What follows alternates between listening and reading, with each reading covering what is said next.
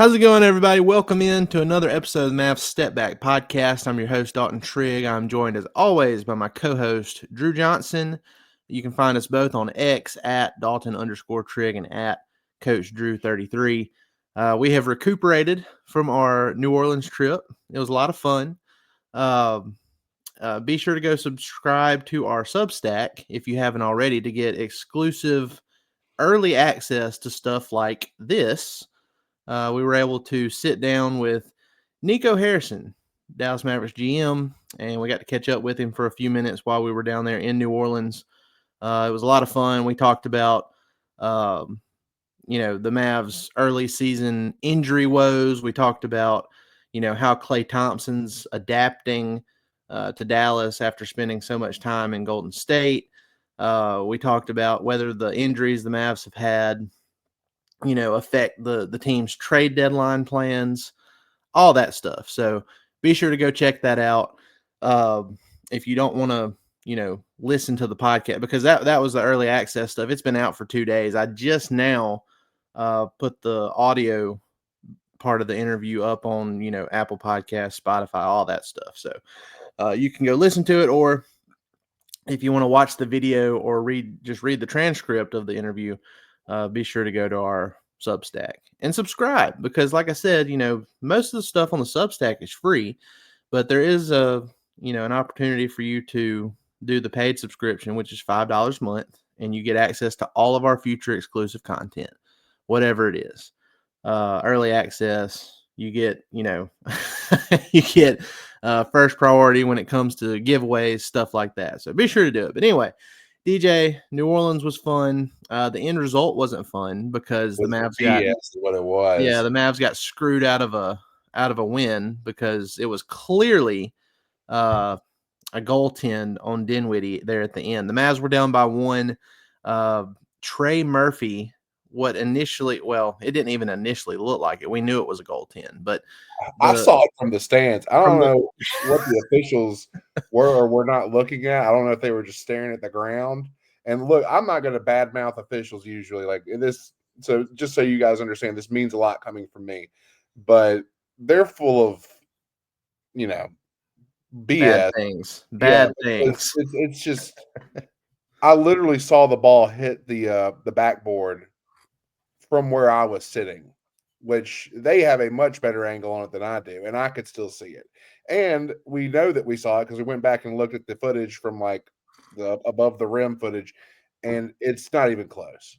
Yeah, it's and look, I mean, let's be honest, Mavs shouldn't have even been in that situation, because they were up 105-98 with like 4 minutes left, I think.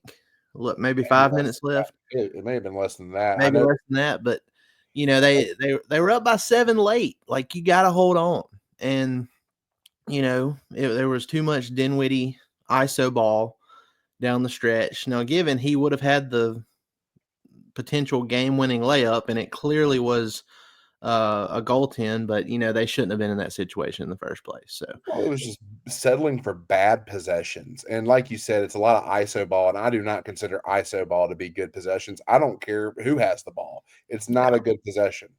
You need to execute down the stretch, and you need to keep the lead, and we just didn't do that. And it really sucked, because Daniel Gafford had a career high night. 27 points for him. That was a career high. Jaden Hardy shot the ball incredibly well. Yeah.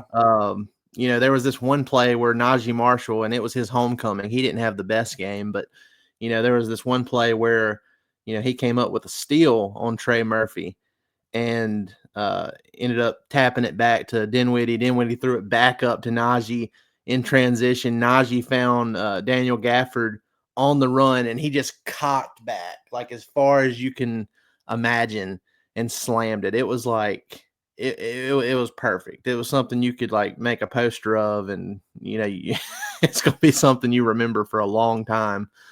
And having seen that play in person, like this, even Pelicans fans in the arena were just like, oh. Yeah. Did you see Gafford literally Blake Griffin a guy? Yes. He didn't dunk, like he just threw it through the rim. Yes, he had a very great game. Yeah, that was the one where he powered through. It's that rookie center that the Pelicans have. I can't pronounce his last name. Starts with a Y though. He's not bad though. He's good. Isic, whatever. Yeah, he's not bad. He leads the league in offensive rebounds. Yeah, like he's not bad at all. But I Yeah, mean, he got baptized that night. Good Lord, welcome to the league. But he got very overpowered. It was funny to see, but so it hurt. It hurt for the Mavs to lose that one. Clearly, Jason Kidd, Dinwiddie, everybody that played in that game was very upset. Kyrie decided not to play because it was the second night of a back-to-back, and you don't want to mess around with that bulging disc yeah, stuff. So, but they washed that away. They came back on Friday night, played the Oklahoma City Thunder. They got a little bit of a break. Shai Gilgeous-Alexander did not play, so it was an even playing field. No Luka, no Shea, no Isaiah Hartenstein, no Derek Lively. So it was an even playing field from that perspective, even though I know Derek Lively and Luka are better. But I'm just saying. plus we had Uh, Kyrie Irving. Let's be real here. yeah. So I mean, Kyrie Irving, PJ Washington, who just absolutely hates Oklahoma City. I love how much he hates Oklahoma City. yeah, It's me great. too. Uh, he just, it's not just how he plays, because let's see, he ended up, and by the way, the Mavs ended up winning 106-98. They jumped out to a 10-0 lead to start the game, immediately gave up that lead. They went up by 20 at halftime, immediately gave up that lead Mhm. too in the third quarter, and then finally they pushed through and they got the win. But let's see here. PJ Washington, he had 16 points, 7 rebounds, 5 assists, 1 steal, 1 block, shot 6 of 8 from the field. So, Really good game. yeah. Really good game. And there was that one game earlier this year where I don't know if they had Luka or Kyrie in that game. No, they did have Kyrie, but Kyrie had an off game. PJ Washington led the team with like 29 points or something like Mhm. that. So I don't know, man. There's just certain players that play above their usual standards when they play a certain team, and that's what we have with PJ Washington and OKC. And that's, in my opinion, OKC should be very concerned about potentially running into us in the playoffs, assuming we make the playoffs. If we're fully healthy, they should be incredibly concerned because we may be the most talented 8 seed of all time. But you're right, there is some concern on our part as to whether or not we even make it. Um, but like last night, I know we built that big lead and just gave it up, but give OKC some credit. I mean, they out rebounded us. Uh, they forced, I want to say, 17 turnovers. Is that right? Yep, Yeah. 17 turnovers. Um, and yeah, usually whenever you do those two things, you put yourself in pretty good position to win. But we were able to just, it felt like we were able to just outlast them. I'm gonna be honest with you. It really irks me, and I get so irrationally angry during the game watching it live when I see all these Mavs players. It doesn't matter. I even saw Gafford doing it some last night where they're tapping the ball out. They're Yep. trying to tap the rebound out to another. Just grab it. Just grab the rebound, secure it. Because the tap out, I feel like, at least for us, the tap out hardly ever works. It's like everybody's trying to be Dwight Powell and do that volleyball thing that he Well, does. it really only works if you are able to get up high enough to where you can influence the tap and where it's going. And you really have to have an athletic advantage. And Tyson Chandler was excellent at that. right, but Tyson Chandler was also 7'1" and gigantic. Gafford looks big, but Gafford's only 6'10". We got to remember that. Yeah. Um, And it's also just a bad habit, in my opinion. I think everyone should be taught. I'm a basketball purist, but I think everyone should be taught. Two hands, squeeze the orange, hit the outlet, let's go, instead of trying to get a quick tap out. Because I mean, at that point, it's still a loose ball, really. I mean, look, when that 20-point lead dissipated, I I posted on X, I was just like, look, if the Mavs will just stop doing this stupid tap out thing on these rebounds, if they'll just secure the ball and get out and run, they'll be fine. Yep. They'll be fine. And they were. I mean, they started securing rebounds, and it was like a light was shed on, on a It's the dark spot. simplest things. It's the simplest things, but they make all the difference. It's all about the little things. That's what actually contributes to winning. And if you can't do the little things, you can't do the big things either. So, And I'll say this, I'm not dissing OKC. I have a healthy respect for OKC and their talent. But when it comes to toughness, both physical and mental toughness, I feel like the Mavs have a significant advantage in those two categories. I mhm. don't think, and part of it has to do with youth for the Yep. Thunder. There's a lot of younger guys. They haven't really had a ton of experience, especially postseason experience. So that's part of the physical, mental thing too. But I just think the Mavs are built to beat this Thunder team, especially in a playoff setting when the officiating isn't.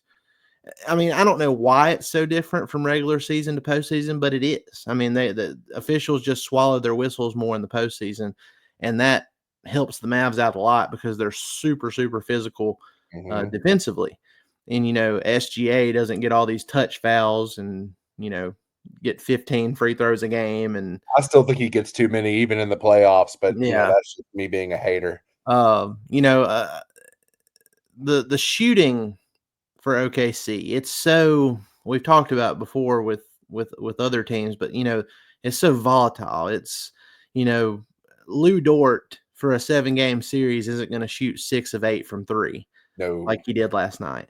And the Mavs would have won by double digits if it wasn't for a Hail Mary fadeaway from 33 feet that banked in. Like, it was the dumbest shot that he I could have. will give Dort credit though. Dort plays really well against Dallas. Just He does. he's got our number He for shoots. whatever reason.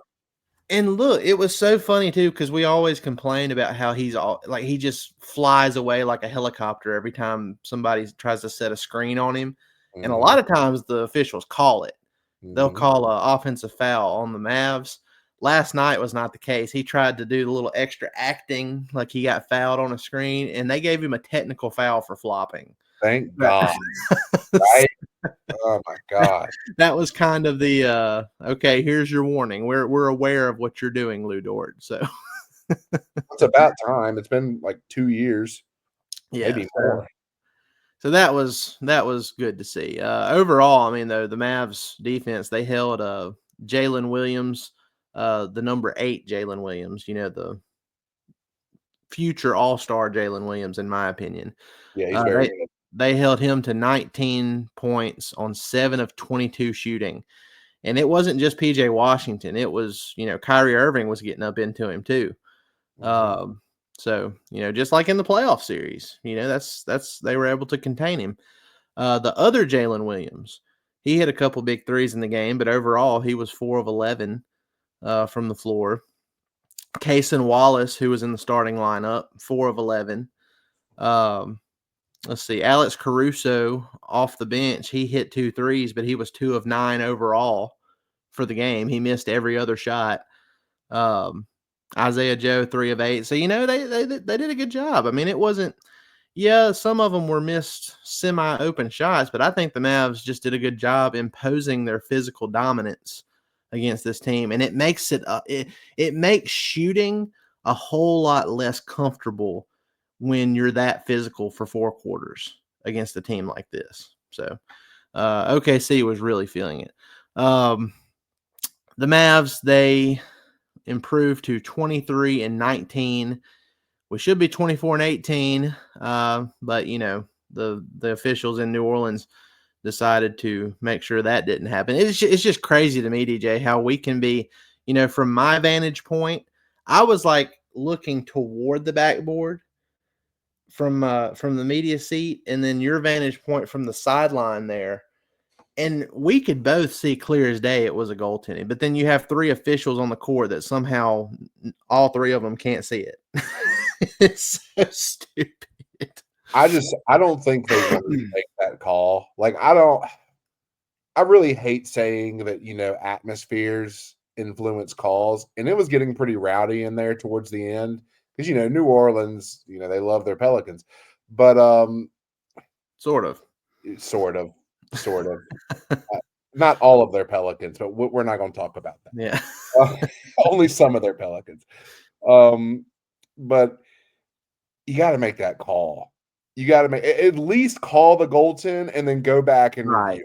Right. Because That's it's my that issue. close. Like, it's so Yeah. close. Like, you've got to make that call. In that kind of And situation, you have to call it, and then you can go and review it, and you can determine it either way. That's the problem. Because of how the NBA rules are, since they didn't call a goaltending, there was nothing to be reviewed. So it was yeah, just that was it.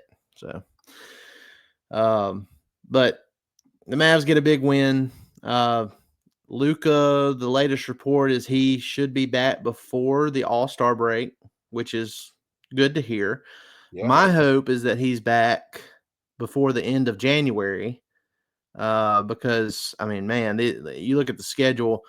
We play the Charlotte Hornets on Monday, on Martin Luther King Day. It's an early tip-off. It's 11 a.m. Central Time tip-off for that. So should win that one. We get a couple extra days in between that OKC game and that one on Monday. So that should win that one in Charlotte, then come back home on Wednesday of next week and play the Minnesota Timberwolves. Also a winnable game, but we'll have to see what happens.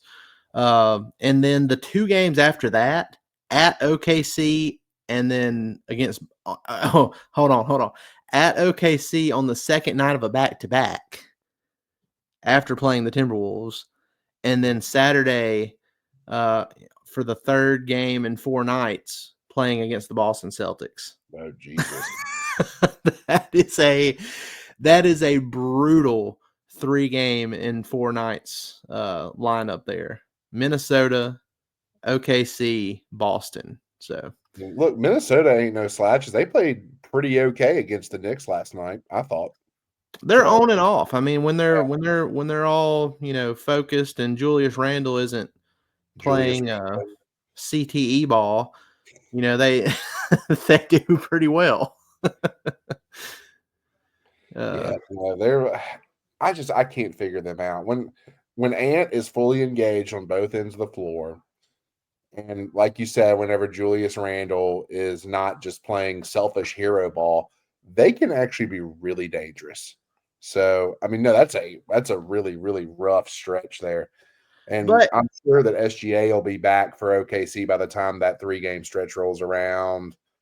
Yeah, we really need Luka I'm back. gonna I'm gonna put on my hat my glass half full goggles here for a second. And say it should be Charlotte. We know what the Mavs can do against Minnesota. So they could win that one. If PJ Washington plays against OKC, there's always a chance to beat OKC. And then you look at Boston, they've been playing 500 basketball for the last month. Or That's true. about or month and a half. December and to start January, they've been playing 500 basketball. So you never know. I mean, we'll just have to see what happens. I just hope that that Luka comes back sooner than later. He's no longer on a scooter. He's not wearing any kind of boot or brace or anything like that. So, hopefully he's getting closer to coming back. And then we can really turn this thing on for the second half of the season and get out of that play-in range, because really that's the goal. I mean, at this point, let's see, the Mavs are in 7th place. Had the Lakers lost last night, they would have moved back up to 6th, but that did not happen. Austin Reeves. The Lakers barely beat the Brooklyn Nets 102-101 because Austin Reeves had a career high 38 points. Yep. So it took like nearly 60 points or nearly 70 points combined from Reeves and LeBron to beat the Nets by 1 point. So that can't feel too good for Lakers fans. But I don't know. At this point, any win for them must feel good. I know it does for us. Yeah.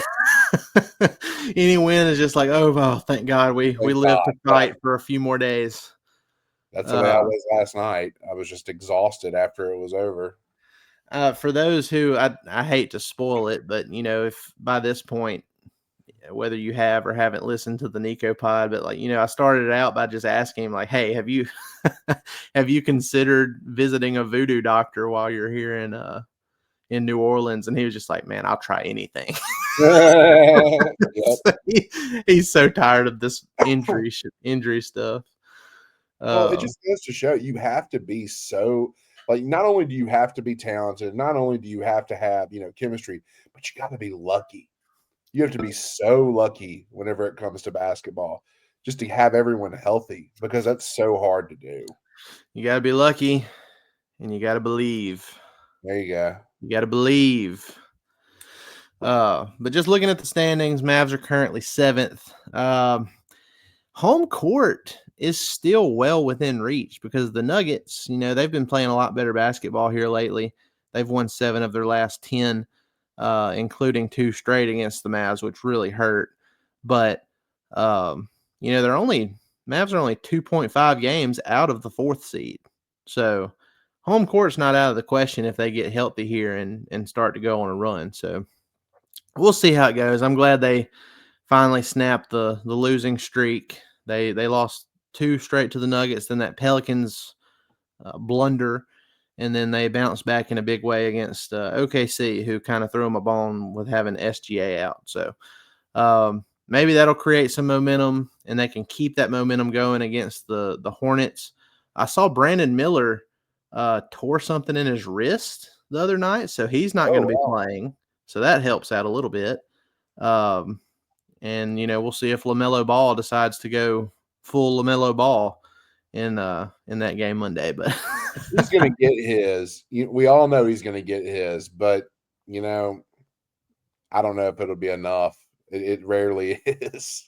Yeah, I really like that there's the extra day between these games too, because especially with Kyrie and the back thing, because any kind of extra rest you can get for that will help a ton. That's why he didn't play in New Orleans, because it was second night of a back-to-back. So get a lot of rest. Maybe we get a fresh Kyrie. I'm interested to see how this team plays at 11 a.m. I hope they're awake because we've seen that a lot of times where the Mavs get off to a slow start in some early games. It used to not be that way when Luka was there. But guys, look, we appreciate y'all joining us for another episode of the Mavs Step Back podcast. Again, be sure to go subscribe to our Substack.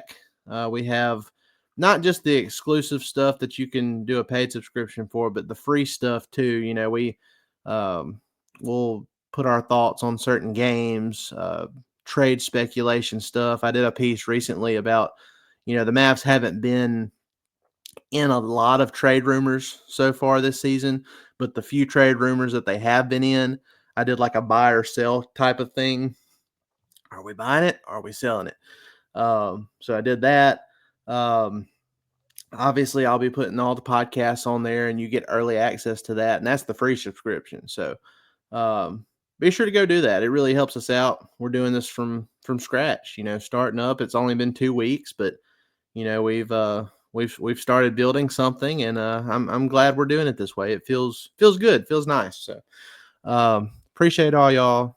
Again, go subscribe, not just there, but we have our YouTube channel, Apple Podcasts, Spotify, all that. But we appreciate it, y'all. Y'all have a great one. We'll see you next time.